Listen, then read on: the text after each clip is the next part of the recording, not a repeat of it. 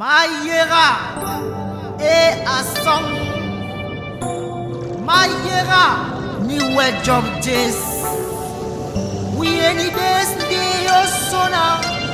Restons donc dans nos cultures et parlons on parle ici du culte des crânes.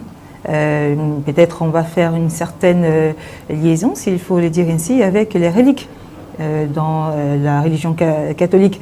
Donc certaines personnes ou alors certaines sources disent que le culte des crânes que l'on fait dans certaines régions, parlons du Cameroun, dans certaines régions du Cameroun, sont semblables aux reliques que les chrétiens catholiques, on va dire, adore, hein, entre guillemets, parce qu'on adore seulement Dieu, adore entre guillemets. Est-ce qu'il y aura une certaine comparaison ou alors une certaine liaison entre le culte des crânes et les reliques? Je crois que ceux qui font anthropologie socio-culturelle sont mieux placés pour nous parler de ces choses. Mais comme prêtre, je m'intéresse beaucoup aux questions de culture. Je ne suis pas un spécialiste du culte des crânes, mais ce que je sais quand même, c'est que même dans nos traditions, c'était notre tradition locale, notamment à l'Ouest, on n'honore pas tous les crânes. C'est-à-dire que si quelqu'un était un sorcier, on ne viendra jamais verser de l'huile sur son crâne. On n'honore que les crânes des ancêtres qui ont été exemplaires au sein de la société et on les propose aux autres comme modèle. L'Église ne fait pas tellement différemment. Hein. Ceux qui sont déclarés saints, c'est des hommes qu'on honore, simplement parce qu'on peut les proposer aux autres comme modèle de sainteté. Alors s'il y a dans nos villages des personnes qui ont bien vécu, qui ont été des ambassadeurs de la paix, de la solidarité, du partage, de la communion, mais pourquoi ne pas les honorer quand elles sont mortes? Il faut simplement que les Africains aient le courage aujourd'hui d'interroger leurs traditions, interroger pour comprendre.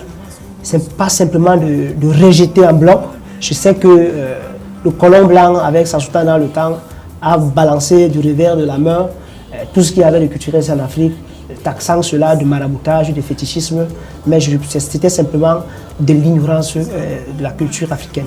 Nos cultures sont très riches. Et je vais vous dire que les cultures africaines sont beaucoup plus proches de l'évangile que les cultures occidentales. Pourquoi? Parce que même du point de vue géographique, l'Afrique est proche de l'Orient, qui est à côté, Bethléem, Jérusalem. C'est plus proche de nous que les pays occidentaux. Et quand on interroge les cultures qui sont à l'intérieur de l'évangile, vous verrez qu'il y a beaucoup de ressemblances entre ce qui se passe au temps de Jésus et ce qui se passe dans nos sociétés traditionnelles. Donc, le fait ici, ce n'est pas de condamner rapidement le culte des crânes ou autre chose que l'on ferait dans ce sens, mais surtout comme prêtre, d'aller interroger, essayer de comprendre pour enseigner aux gens. Pas que notre culture devienne un pont. La culture n'est pas faite pour être un pont, pour être un mur, je veux dire, mais elle est faite pour être un pont. Elle doit servir de pont vers Dieu. Et l'évangile et la culture ne sont pas totalement contradictoires.